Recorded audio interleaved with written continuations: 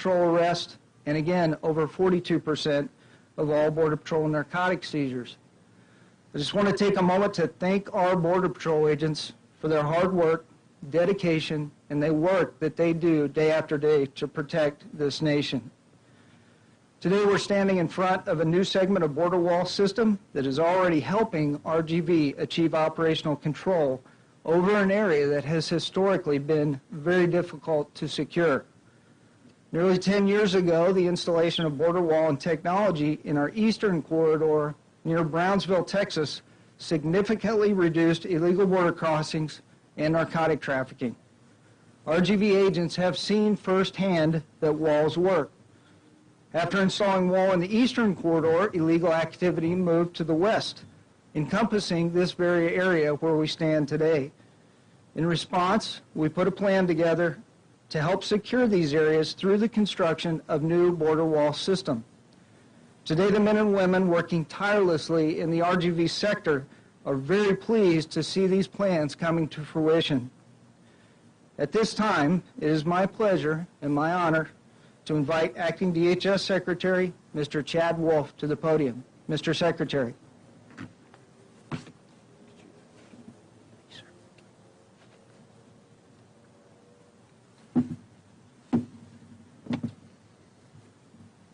Well, good morning. It's a pleasure to be here. Chief Hastings, appreciate those comments and the introduction. Thank you all for joining us today to celebrate this historic occasion for American border security. Today, we can confidently say that our border is more secure now than at any time in our history. I want to again begin by recognizing the steadfast leadership of President Trump.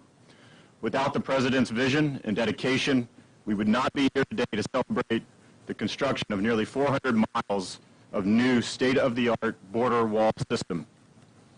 I want to thank Acting Commissioner Mark Morgan for his leadership and dedication to the mission of CBP. I also want to acknowledge Deputy Commissioner Bob Perez, Chief of the Border Patrol Rodney Scott, and others behind me. It's truly a pleasure to serve with this outstanding team.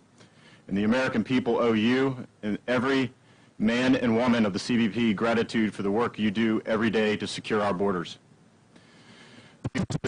Our colleagues at the U.S. Army Corps of Engineers for their tremendous efforts to help construct the border wall system. And finally, let me thank all the hardworking men and women of all of our wall contractors. You are all patriots, and you deserve the recognition of this administration. Today's event is a testament to fulfilling the promises President Trump made to the American people nearly 4 years ago to secure our borders and to reform a broken immigration system. When evaluating our progress and how we got to this point in time, I believe it's important to acknowledge all of the challenges that were before us for more than 3 years ago. Simply put, we inherited a broken and outdated border security and immigration system.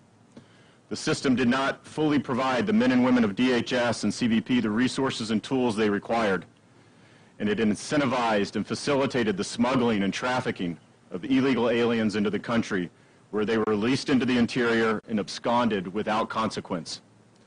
President Trump has stated on many occasions that a country without strong border security and without a functioning immigration system that helps those in need while rooting out fraud and abuse is in fact no country at all. So the department got to work, and our results speak for themselves. Over the past 3.5 years, we've reached historic agreements with our Northern Triangle partners and with the government of Mexico to stem illegal immigration. We implemented the migrant protection protocols, which ensures a safer and more orderly process along our southwest border, discourages individuals from making meritorious asylum claims, non-meritorious asylum claims, and enables quick immigration results. We have suspended asylum for individuals who traverse through a safe third country where they could seek asylum but simply choose not to do so. And we have expanded programs to fast-track the asylum review process. We've directed DHS law enforcement officers to no longer exempt classes of removable aliens from enforcement action, reversing a dangerous policy from the last administration. We uncovered massive fraud that victimized children and made them part of fraudulent families to take advantage of loopholes in our immigration system. We ended the destructive practice of catch and release. Think about this. In fiscal year 2019, DHS released nearly 500,000 individuals into the country. But after making policy and operational changes, those numbers have dropped off the cliff. In FY20, that number was down to 15,000. 500,000, 15,000, a 90% decrease. And those that were released were largely released on humanitarian grounds. And working closely with the CDC, we have prohibited the introduction of illegal aliens during the COVID-19 pandemic. Holding illegal aliens in congregate settings would have been a public health catastrophe of historic proportions. Because of this order, CBP is able to return approximately 90% of individuals who would otherwise be kept in CBP facilities back to Mexico or their home country within 2 hours. There is no doubt that this administration's COVID-related measures here at the border continues to save American lives. This leads us to the prioritization, the funding, and the construction of an effective border wall system. The wall system is a critical component of the department-wide, multi-layered strategy we have implemented to secure our border. After years of neglect, we drastically improved our nation's ability to protect the American people from drug smugglers, gang members, and other criminals who seek to destroy our communities and our way of life. Since President Trump took decisive action and declared the national security and humanitarian crisis that unfolded last year what it was, a national emergency, we have constructed the wall with unprecedented speed. In January, we reached 100 miles. In June, we reached 200 miles. In August, we reached 300 miles. And today, I'm proud to stand before you, along with the men and women of CBP and the Army Corps of Engineers, to celebrate the construction of nearly 400 miles of new border wall system. And while this is an important milestone, we're building even more wall. Currently, we have nearly 210 more miles under construction and expect to complete 450 miles by the end of this calendar year. Most reasonable Americans understand the need for an effective border wall system in targeted, high-priority locations. And while some politicians and members of the press continue to question the need of a border wall system for political reasons, its effectiveness is without question. Where the wall goes up, the number of illegal crossings and crime goes down. Put simply, walls work. And our Border Patrol agents know this, but perhaps most importantly, the criminals know this. Here in RGV, our Border Patrol agents observed that human smugglers are changing their tactics due to the new border wall system and are attempting to cross through areas that are easier to surveil. In Zone 1 here in RGV, we've seen a 26% decrease in narcotic seizures since the start of the border wall system construction. In Yuma sector, illegal entries in the areas with the border wall system decreased by 87% in FY20 compared to FY19.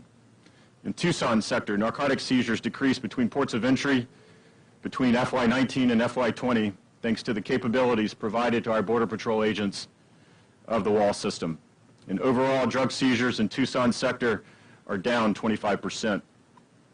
Over the past 4 years, because each new mile of border wall system pushes criminals and cartels to ports of entries and other areas that are easier to surveil, DHS has seized more than 4 million pounds of hard drugs like fentanyl, cocaine, and methamphetamines, which is almost double the annualized amount of drugs seized between 2019 and 2017. But if you're still not convinced, consider the following.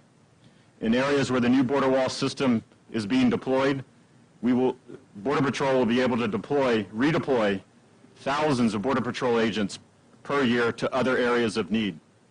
In areas where the new border wall system has been deployed, we now decide where border crossings take place, not the cartels and not the smugglers.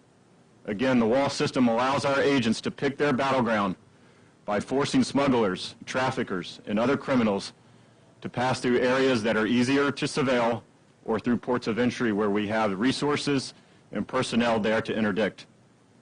The wall has provided our Border Patrol agents increased situational awareness, improved access and mobility, and additional time to detect and apprehend individuals attempting to enter the country illegally. In urban areas, the border wall system mitigates illegal border crossers' ability to quickly vanish into public settings and improves the effectiveness and efficiency of agent response. Now, I understand that our critics have policy differences regarding the construction of the border wall system. And while I appreciate those concerns, everything that we have accomplished to date has been within our legal authority and has been vindicated by the courts. We look forward to continued dialogue with all of our stakeholders.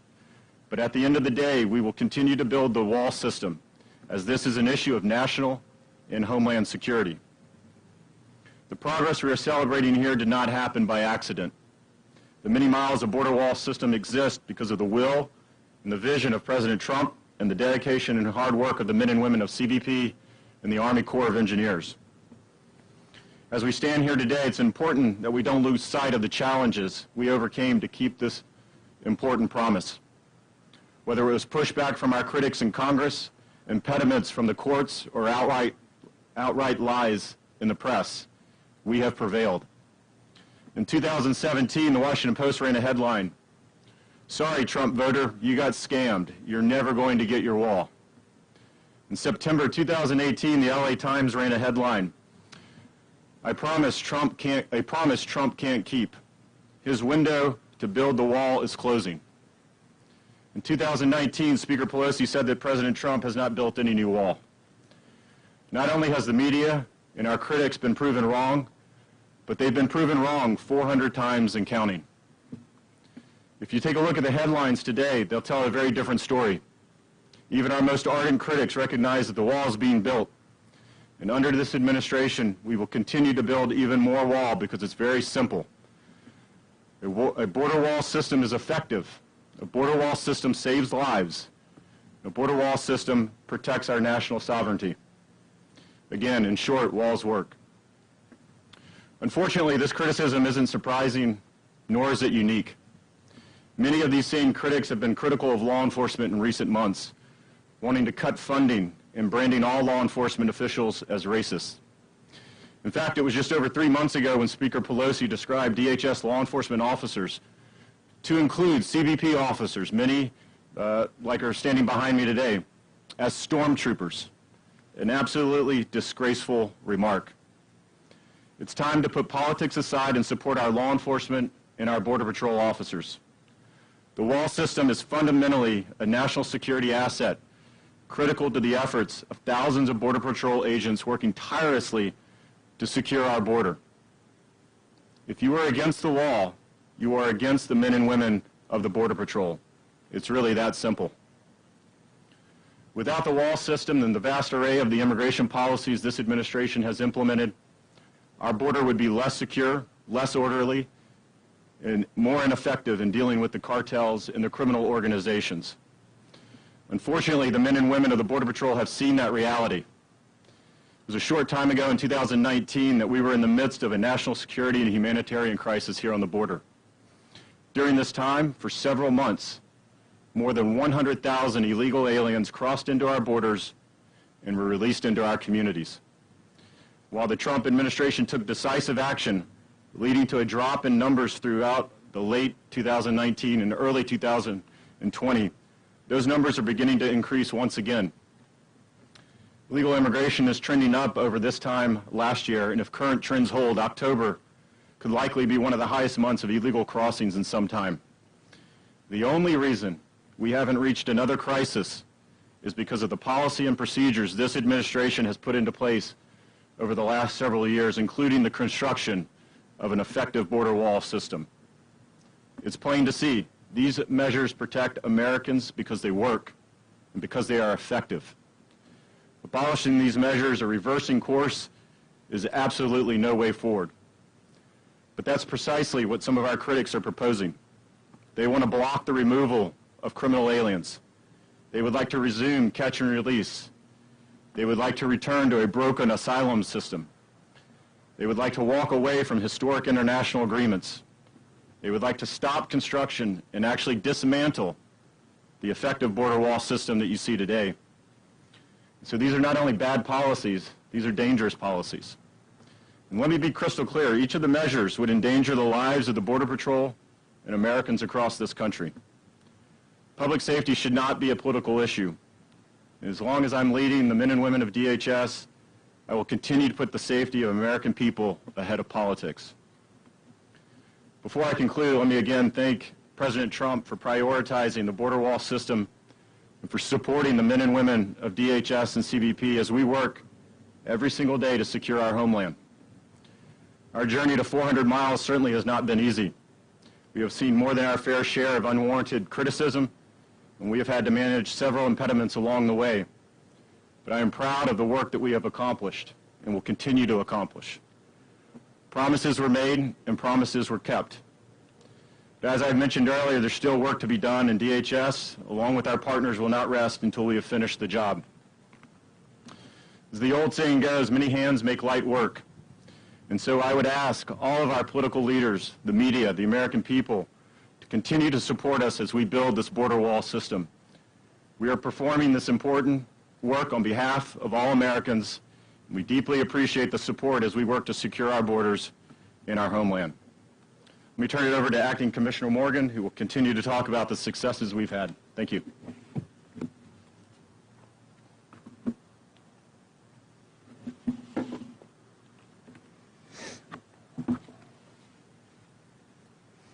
Thank you, Mr. Secretary. I could not agree more with every single word you said. And to be quite honest, I'm not sure I can expand on that adequately. But what I would like to do is talk about something that happened yesterday. In fact, what I did is, as we started to prepare for this acknowledgement of an incredible milestone of 400 miles of wall system being complete, I sent out something that I do all the time. I sent out a tweet emphasizing the very comment that the Secretary has just made for us all. How this wall system, it's an essential part of a decades-long, multi-faceted strategy of infrastructure, technology, and personnel. How everywhere that multi-layered strategy is utilized, CBP's operational capacity to secure our borders and protect the American people is exponentially expanded. As the Secretary mentioned, the wall system, one of many tools that allows us to dictate this ground, to dictate where the smugglers go, not where they want to go. My tweet intended to educate the American people that borders matter and the great things done by the men and women of CBP and DHS as a whole. My tweet was intended to emphasize that border security is national security. And the tweet was similar to hundreds and hundreds of tweets that I've sent over the past couple of years. But none of you today got to see that tweet. Americans across this great country didn't get to see that tweet or the very critical information that was contained in that tweet, because Twitter, they removed that tweet and they locked my account yesterday. And I'd like to take a moment to talk about that tweet. The tweet basically read that walls absolutely are an important part of the multi-layer strategy that assist the men and women of CBP to apprehend criminals. That's what my tweet said. And Twitter took the tweet down. Ironically, as they're having a hearing on Capitol Hill on this very issue, Twitter employees were actively censoring another administration official. This should outrage every American citizen, because they didn't lock me out, they locked you out. They imposed their own ideology, their own belief system to justify keeping the truth from the American people, because it didn't fit the very obvious and transparent agenda. They may have locked my Twitter account, but they're not going to lock my voice. So let me unlock the truth that Twitter has tried to lock. And let me start with a chart. And I'd be more than happy, anyone here can have this information. In fact, I may just send this out in a tweet. Last year, FY20, Border Patrol alone had almost 2,500 apprehensions for criminals. And it ran the gamut from assault, battery, burglary, homicide, illegal drug possession, illegal entry, illegal weapon possession, sexual offenses. The list goes on and on. CBP-wide, almost 9,000 criminals that we apprehended trying to make their way illegally into this country. So with all due respect, Twitter, you're locking my account doesn't pass the BS test. And let me give you a couple other tweets that I've sent out that for some reason that was okay. This month alone, in this fiscal year, just in October, I sent out several tweets. I'd be more than happy to give everyone a screenshot of this, where in October alone, we Border Patrol apprehended multiple sex offenders from California, Arizona, Texas, New York. Right here in Texas, we apprehended a convicted pedophile that had been convicted for having sex with a minor. So it's true, and it's accurate, and it's factual. I've got the Twitter, and again, I'll give you the screenshot of where Border Patrol apprehended a convicted murderer. I've got a screenshot again where we apprehended a gang member, and that's just within the past 30 days.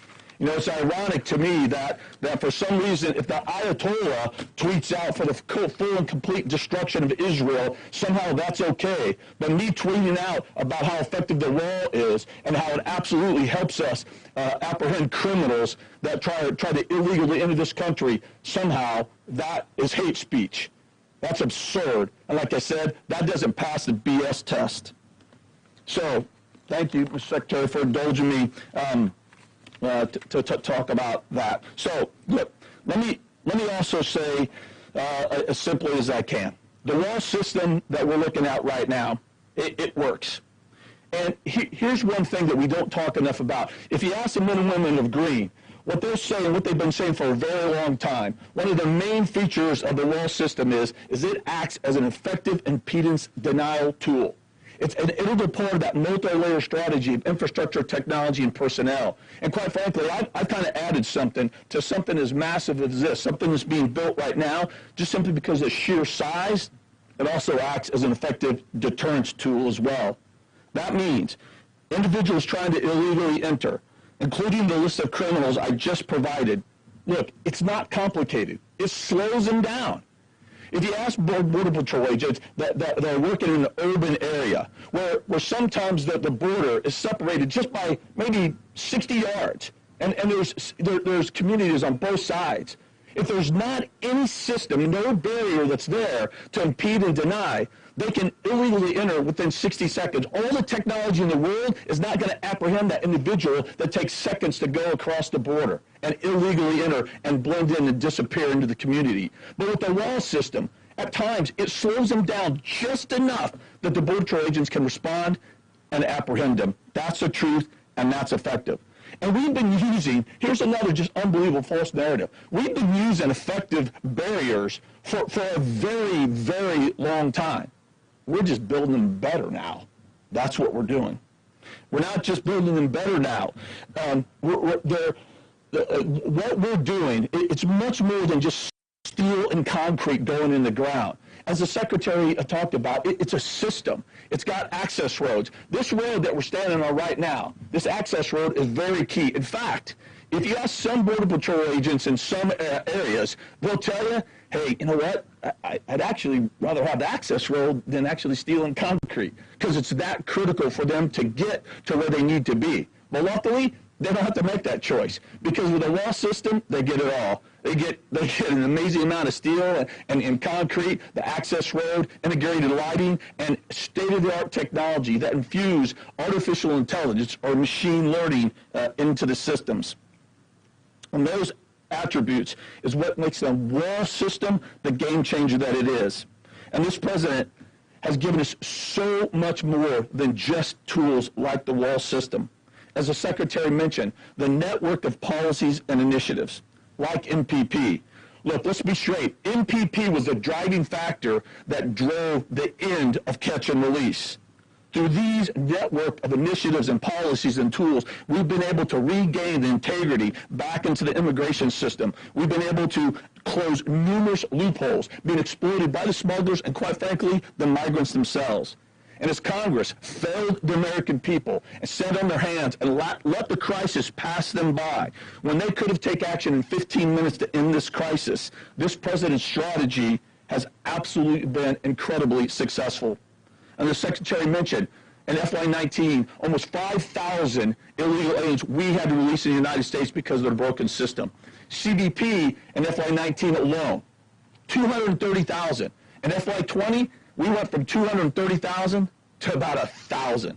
Talk about a game changer. Illegal immigration flow was reduced from the height in May of last year to February of this year by 75%. We went from having 20,000 individuals in custody to right now we average about 1,000. Families from the Northern Triangle countries and unaccompanied minors, which really was driving the majority of the crisis, we reduced from the height by 87% by this February. It's simply been astounding. Overall, year to year, from FY19 to FY20, we reduced the overall flow by over 50%. And as the Secretary mentioned, as a direct result of this president and this administration, this is not a political statement. It's just a matter of fact. We have a stronger relationship with the government of Mexico and our partner countries in the Northern Triangle countries than we ever have before. Every single day we're working with them. Every single day they have joined us as true partners to address this as the regional crisis that it is. And then COVID. As the Secretary mentioned, look, we had to shift quickly from an immigration enforcement posture to a public health posture because of COVID. And this president took a quick and decisive action. And I think everybody understands we took the action in the air environment. But what a lot of people don't understand is that same decisive action happened at our land POEs, where we reduced to non-essential travel. But it also happened in between the ports of entry for those trying to illegally enter under the policy of the CDC order, or known as Title 42. And I want to foot stomp what the Secretary said, because I couldn't agree more strongly, is that those decisive actions, without a doubt, saved countless American lives. And by the way, the 400 miles of wall system, there's another false narrative out there that what has it done for COVID? I'll tell you what, it's made a considerable difference in COVID. Again, the wall system, just as I tried to send out in the tweet that Twitter blocked and locked me out, what I was trying to educate the American people is the wall system absolutely has enhanced the Border Patrol's ability to apprehend people trying to illegally enter this country, including in the middle of a global pandemic.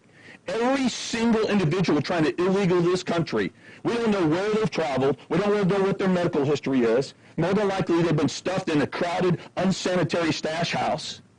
Every single illegal alien that we encounter and we prevent from illegally entering this country as a potential walking COVID case that could potentially affect American lives. And this wall system has helped with that. Now look, I think I want to end with something that the Secretary ended with as well. I'm going to be absolutely direct. And it's important for everyone to understand that the effective tools like the wall system and the network of policies that's been described that enhances our capability to safeguard borders. Should these tools and policies be removed or stopped, you will see version 2.0 of catch and release.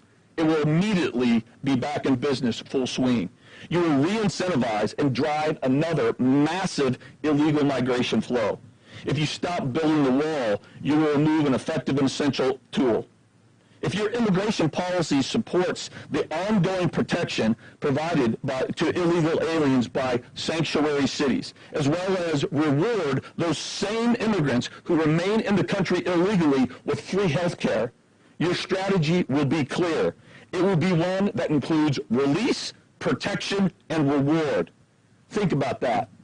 If you illegally entered the United States, and history will show, if you somehow make it to our borders, and if you know you're going to be released, and then once you're released and you remain here illegally, you're going to be protected from removal, and then once you're here, released and protected from removal, then you're going to receive incredible rewards at taxpayers' expense. Why wouldn't you come? It's not complicated. It's common sense. The truth is, any strategies which pillars consist of release, protection, and reward won't just drive another massive and unprecedented illegal crisis. It will drive an illegal invasion. 1 million illegal aliens we saw in FY19 could very well pale in comparison to what we saw. And look, I'd like to close by giving, instead of listening to, the talking heads, I'd like to take just a moment to have a seasoned, experienced Border Patrol agent come up and speak his own words on what he thinks about this wall system. So with that, Herman.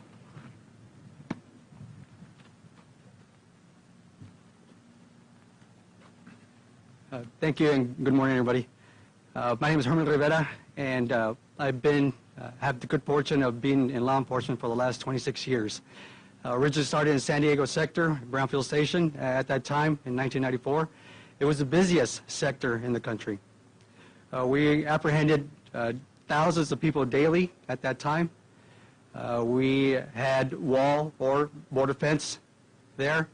I got to see the initial creation of a border wall system that greatly dwindled the amount of people that were attempting to cross into this country illegally. Flash forward, 20 years later, where we're at today, you just happen to be in one of the busiest areas in the country for illegal apprehensions and attempted legal entries. As of late, with this construction of this new border wall here, the numbers have really dwindled almost to a minimum. So now the smugglers who operate in this area have to shift their operations. So it's made our job a lot easier. We're able to move our traffic or our agents to areas to apprehend these people. With that being said, the system you see here in place right now is, in my words, I think I can speak for a lot of agents, is beautiful because it's going to do its job. It's designed to move this traffic to where we're able to manage this traffic. The amount of people that normally cross through here, we've apprehended a lot of criminals, and I know that for a fact. And this right here is a big part of the reason why we're able to catch them, because like the people that I mentioned before, it impedes the flow of traffic. We're able to respond from greater distance faster, and it gives us that just enough time or buffer, if you will, to apprehend these people. But in closing, I'd like to rest assured the American people that walls really do work. They give us a better chance to do our job efficiently and have a better chance of catching people who are trying to come into this country. Thank you.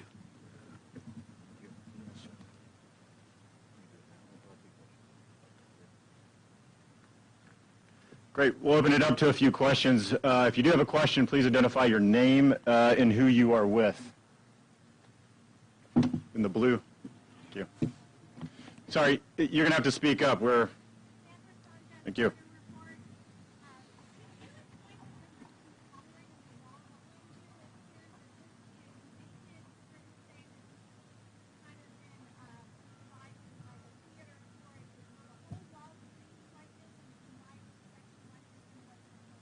Sure. Let me turn it over to Rodney Scott, Chief of our Border Patrol, but there is an effectiveness reason on why you would paint it black, and it's for the Border Patrol so that they're able to better identify folks and have that contrast. But Rodney, let me have you address that.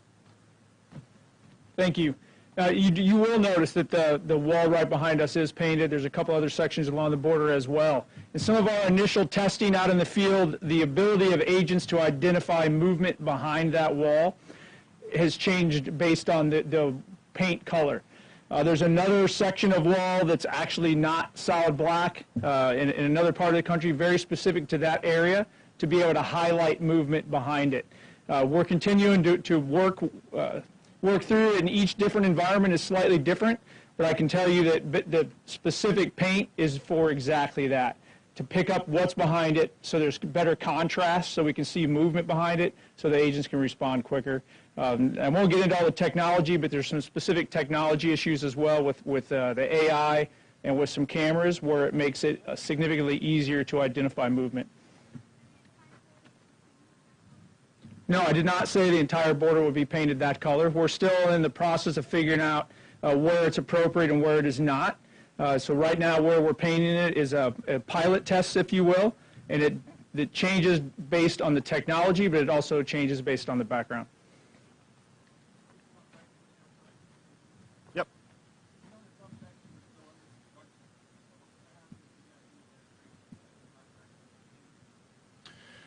Well, President Trump has been able to secure funding for about 700 and I believe 30, a little over 730 miles of border wall system. Obviously, we're at 400 today, 450 by the end of the year. Look, I think you heard it from Border Patrol, specifically the acting commissioner. This is an effective tool for the men and women of Border Patrol. These are the folks that put on a uniform every day, put on a badge, they're trying to protect American communities, trying to protect illegal aliens, in some cases criminals, from coming into this country. We need to listen to them. It's exactly what President Trump did early on. What do you need to do your job? And he listened to the agents, he listened to the officers here on the ground. We'll continue to do that. I hope that anyone that is in charge of DHS or Border Patrol in the years to come, whenever they are, listen to the men and women on the ground. What are the tools that you need? As I often say, we give our men and women in uniform the very best tools to fight our adversaries overseas. There's absolutely no reason that we shouldn't do that for the men and women of the Border Patrol when they're protecting our country here at home. So that's how I would answer that. Next question. Sorry, you're going to have to speak up just a little bit. Yep.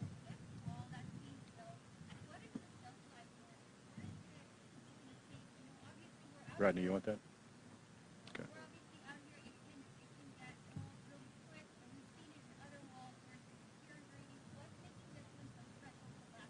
Sure. Let me ask the Corps of Engineers to address that one. Hi, Pete Perez with the Corps of Engineers. When we look at our design lives for structures just like this, we work in concert with our partners.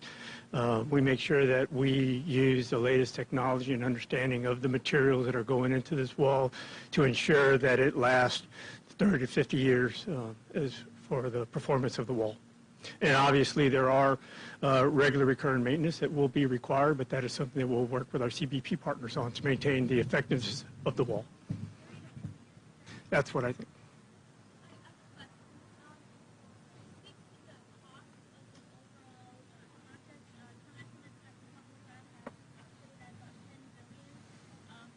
Mark, you want to address that?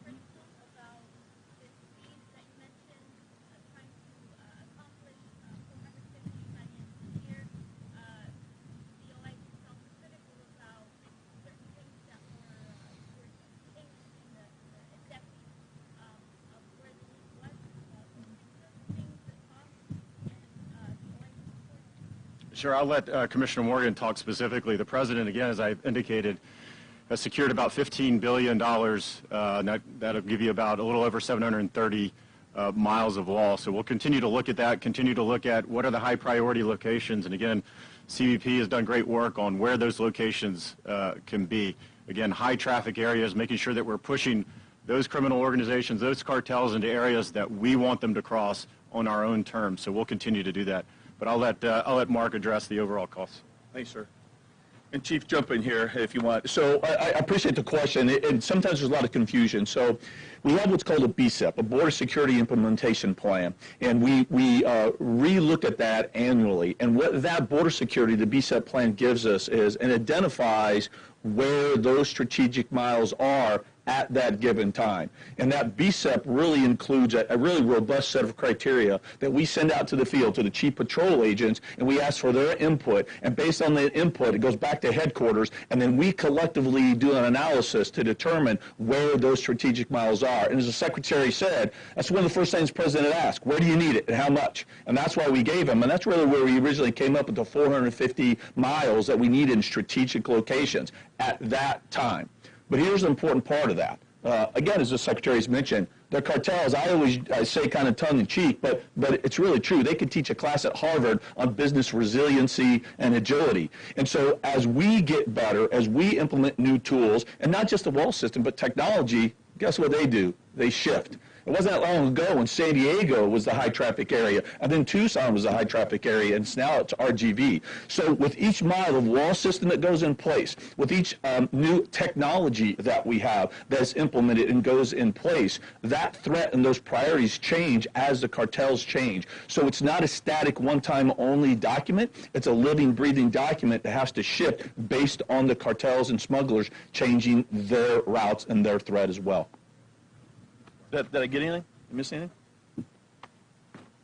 I would just add one quick point specifically to some of the OIG criticisms. We have a prioritized list, and I won't get into a lot of detail on that, but there were, say, priority number 5 or number 7 that I chose to skip and build somewhere else, because this is a whole very complicated network approach.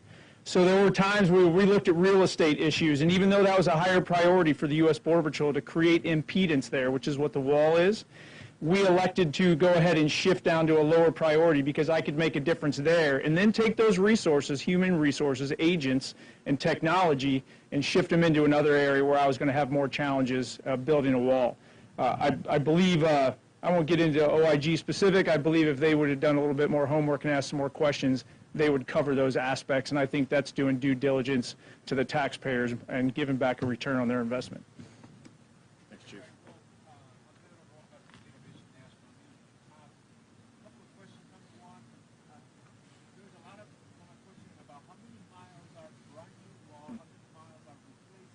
Right.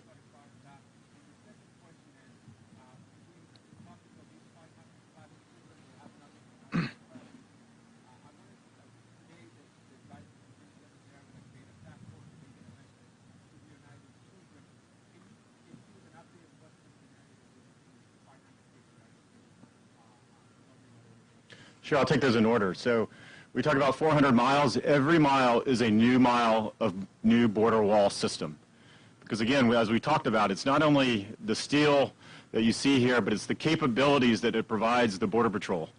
So these are capabilities that they have not had. So when you have the whole wall system there, obviously you have the impedance and denial, the actual infrastructure itself.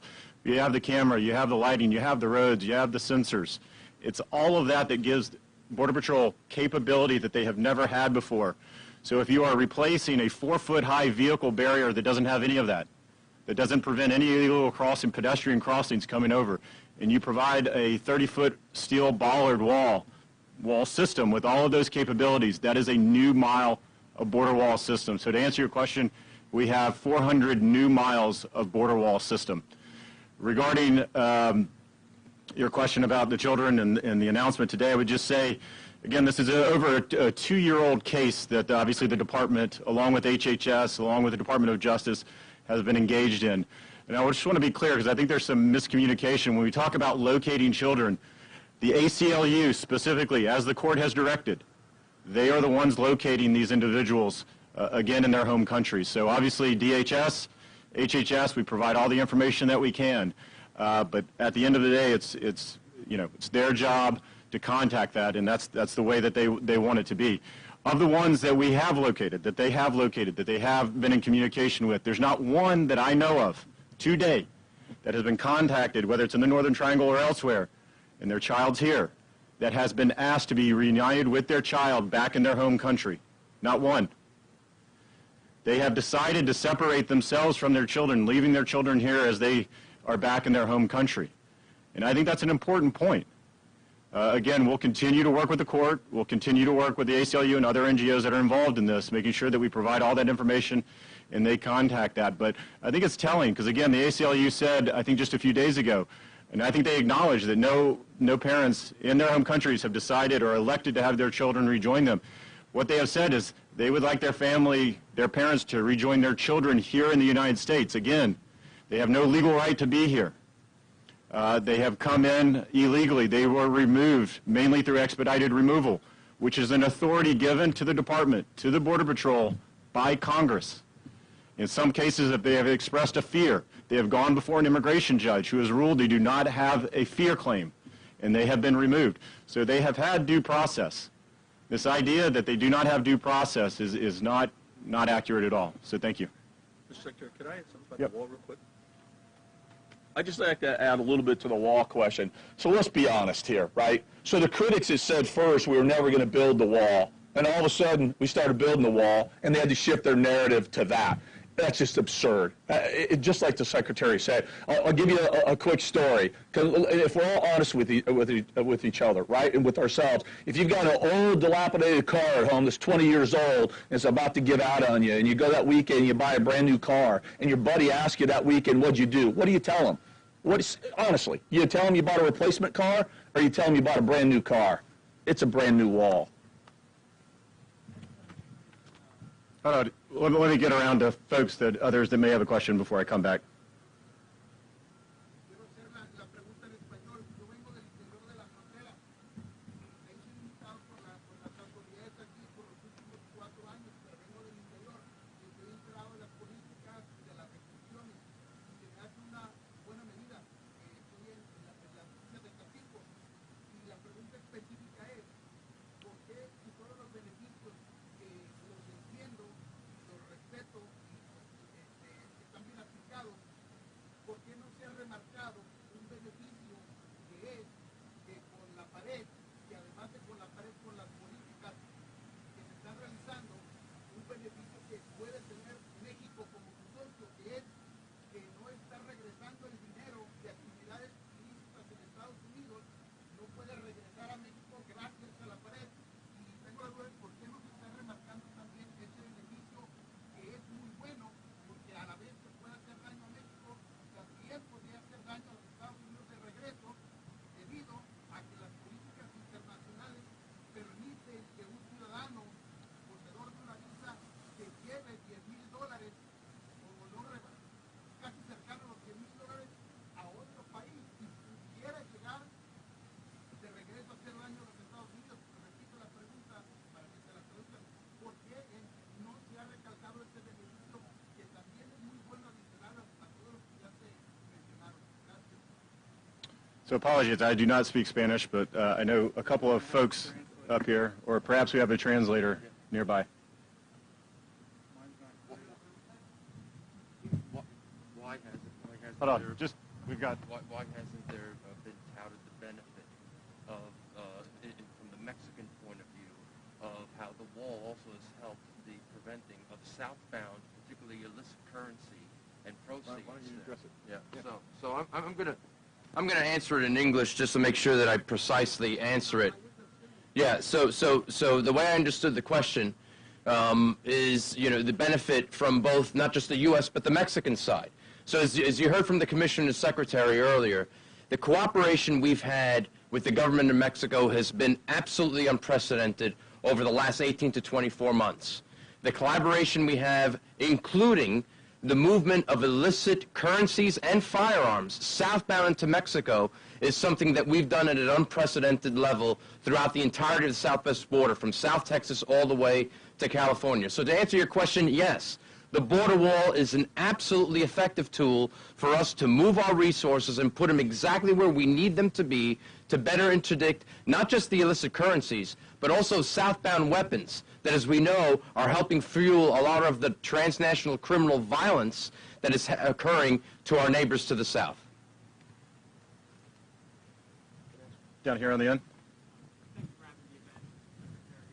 What do you say to those who want this event, seen recent ICE press briefings describing approximately 100 arrests across multiple states, specifically held in battleground states, and see the resources and personnel of law enforcement agencies, I'm certain you would say, have historically been a piece of what should be, and see these events as essentially campaign events for the president's reelection? So I dismissed that. Obviously, I was here when we did 100 miles. I'm not sure if you were. I was here when we did 200 miles. So we do these events quite frequently down here along the southwest border. I think this notion that the department cannot talk about what it does from a law enforcement perspective of what we're trying to do to keep criminal aliens out of communities, to keep criminal aliens, illegal aliens out of our country, that somehow within, let's pick a number, 4 months before an election, that we are supposed to stop communicating to the American people and not, again, communicate what we do every day and the results of what we do every day, I think is absurd. You will see everything that we have said in the past, and we'll continue to promote the good work that the men and women are doing, again, not only here on the border, but when we talk about, I think the first part of your question was more about sanctuary cities. I've been on record, I've done multiple events, whether it's in North Carolina, wherever it might be, talking about the harmful policies of sanctuary city policies. We'll continue to promote that. The first Operation Rise jurisdictions that we talked about were California. So again, specifically to your question, as far as I know, California is not a battleground state. But yet that was the first set of results that, that we articulated and that we talked about. We'll do one more question. Anyone? Yep. Sorry.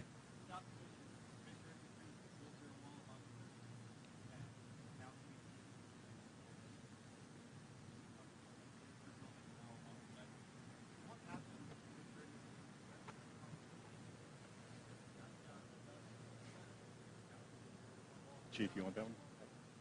Or you want that? Yeah, I'm going to turn it over to the operational folks down here for you.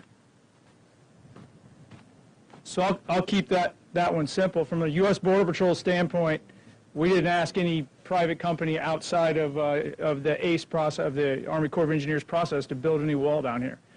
We are very, very cautious when we build any infrastructure, whether it be a site for cameras or a wall, that it takes all the environmental issues into consideration, that it takes into consideration specifically here the floodplain.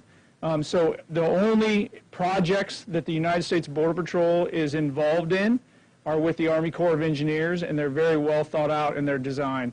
I can't speak to what any private individual or private company chooses to do on their own land. I did not have any discussion with them personally. All right. Thank you, everyone.